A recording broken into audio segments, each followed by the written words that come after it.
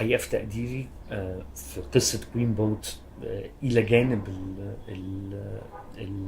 الشباب اللي اتقبض عليهم، يعني الأبطال الحقيقيين هم مجموعة المحامين دول اللي عملوا حاجة آه، آه، بشكل أو بآخر آه، من منطلق حقوق الإنسان هي مخالفة لقناعاتهم الشخصية. يعني أنا ما عنديش مشكلة إني إن أنا آخد موقف من قصة المثلية الجنسية، لأنه ده متسق تماما مع خلفيتي الاجتماعية وقناعاتي. يعني ما عملتش حاجة زيادة، كنت مخضوض. يعني ده مهم برضو إنه تبقوا عارفين إن أنا كنت فعلا خايف من إن إحنا هناخد موقف في قضية من النوع ده في المجتمع ده في التوقيت ده. وفكرت في انعكاس ده على اهلي اللي هم شخصيات عامه معروفه بيشتغلوا في احزاب وبيكتبوا في جرايد وبيطلعوا في التلفزيون، يعني كان في خوف حقيقي. لكن ما كنتش بعمل حاجه ضد قناعاتي ولا شخصيتي. لكن مجموعه المحامين اللي نزلت اشتغلت في المحاكم وكانوا ما يوصلوا المحكمه يتقال عليهم محامين الخوالات جم، محامين الخوالات مشيوا. دول يعني بالنسبه لي عملوا شيء صعب جدا جدا جدا. فيمكن المناقشه دي والاجابات اللي وصلنا لها، وانه طاهر ابو النصر قرر ينزل يحضر مع الخوالات ويبقى محامي الخوالات في المحكمه على مدى اشهر، مخليه الجيل اللي طالع دلوقتي، المثل اللي اديته في مؤسسه حريه الفكر، مش مضطر يعمل المناقشه اللي احنا عملناها يوم الاحد اللي بعد القبض على الولاد من كوين بوت. تجارب الناس بتتباين شوية، بس برضو في عداء. ودي حاجة ده يأكدها كل المحامين اللي احنا اتقابلنا معاهم، اللي هي من ناحية حاجة مفرحة شوية ان بقى في محامين حقوقيين كتير برا المبادرة كمان بيشتغلوا على القضايا دي، وبيطوروا يعني استراتيجيات تقاضي مختلفة في القضايا دي. بس كلهم بيقولوا دايما انه حالة العداء اللي ضد المقبوض عليهم في القضايا دي موجودة دايما في الشرطة، في النيابة، وفي المحكمة. وانه اوقات كتيرة بيكون رد فعل الناس في النيابة او في المحكمة منطلق من دفاعهم عن نفسهم او تبرئة ساحتهم، ان هم ما بيتعاطفوش مع الناس دي او بيدينوهم بشكل ما، فبيطلع في الاحكام رغم ان القانون ده قانون 10 ده بتاع تجريم الدعارة والفجور هو يعني قانون مدني، يعني ملوش علاقة بشريعة او حاجة، بس دايما بيستخدموا ايات في الاحكام او ادانات اخلاقية.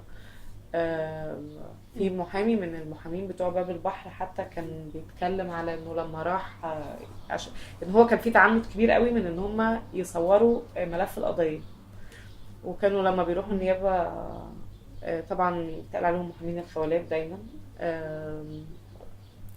بس لما راح النيابة يحاول ياخد الملف فدخلوه لرئيس النيابة، فرئيس النيابة قال له انتوا بقى محامين الخوالات، فهو قال له والله على حسب علمي انه القضايا دي في النيابة اسمها قضايا اعتياد فجور، الا اذا كانوا غيروا القانون من غير علمي. وانا وقال له انا مش عارف ازاي النيابة بتحقق بنزاهة في القضية دي لو هو ده موقفها، لو انتوا بتتكلموا عليهم كده انتوا ازاي بتحققوا في القضية دي. وحصل مشادة وبتاع، وهو قال انا بس يعني الناس اللي محامين التانيين حاولوا يهدوه عشان ما يتحبسش مش ظريف برضو. ف فالموضوع اتلم. وبعدين في محامي تاني معانا جوه المبادرة يعني كان بيتكلم انه في بداية 2016 يمكن او بداية 2017 مش فاكرة، يناير يعني السنة دي او السنة اللي فاتت، راح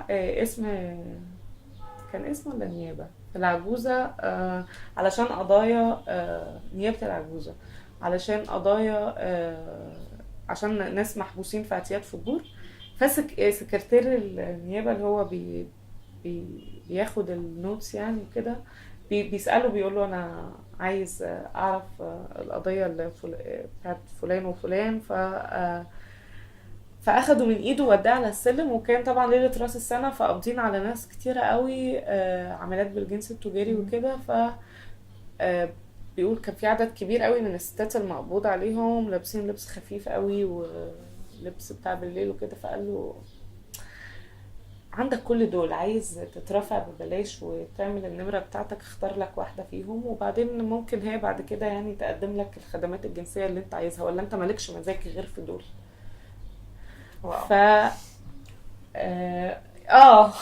يعني دي نوعية الحاجات اللي المحامين بيصادفوها في المحكمة وفي النيابة وفي الشرطة، وهي اللي هم بصراحة برضو زي ما كان جاسر بيقول في الأول على أهمية دور المحامين في كوين بوت. أنا بشوف إن المحامين برضو بصراحة بتحارب في ساحة قتال صعبة جدا. يعني لما هم بيقفوا قدام القاضي وإنه محامي مثلا يروح في قضايا البحر الأحمر، برضو هي فيها قضايا كتير مشابهة وكده في المدن الساحلية للحاجات دي، فيبدأ يتكلم مع القاضي في إنه حضرتك ده مش جريمة اللي انت يعني يعني دي حته صعبه جدا في النضال الحقوقي. بيتهيألي هم يعني برضو واخدين دور طليعي اذا جاز لينا استخدام الكلمه، يعني في الخناقه دي ان هم يتكلموا في انه طب انت لما بتقولي انا عصرت بحوزته على باروكه وواقي ذكري، فين الجريمه؟ بالظبط. فين مجرم انه واحد يبقى معاه قميص نوم، راجل يبقى معاه قميص نوم؟ مفيش. فهم داخلين خناقه صعبه قوي جوه الهجمه الامنيه دي، وعلى قد ما هي الهجمه قاسيه ومستهلكه للموارد، بس هي بيتهيألي بتفتح مناقشات مهمه قوي جوه دوائر القضاء والنيابه ما فيش امل قوي في الشرطه، بس يعني على الاقل جوه دوائر القضاء والنيابه الناس بتسمع كلام مختلف. يعني